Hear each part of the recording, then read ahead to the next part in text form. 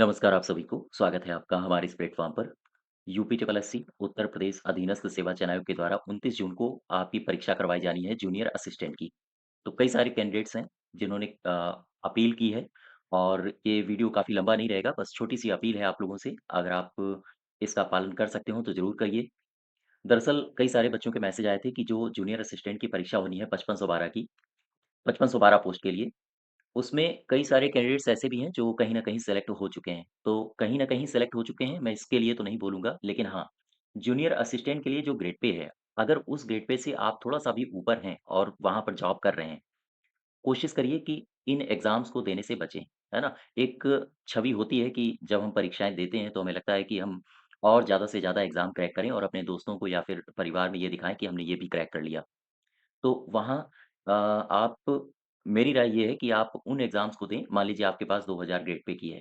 अब ऐसी स्थिति में आप और अपर लेवल की वैकेंसी की तलाश करिए और उनको क्रैक करने का प्रयास करिए, है ना? चूँकि आप नीचे आएँगे, तो ये जो कैंडिडेट्स हैं, उनके लिए एक समस्या पैदा होगी और अब आप तो जानते ही हो कि कॉम्पिटिशन का जो लेवल है वो भी काफ़ी अच्छा रहता है।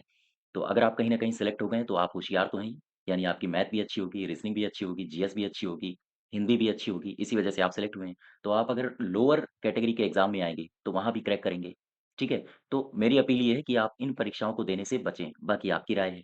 तो कई सारे कैंडिडेट्स का यही मैसेज आया था कि जो लोग ठीक-ठाक पोस्ट पर पहुँच चुके हैं, अगर वो ना दें, तो हमारा भी भला हो जाएगा, है ना?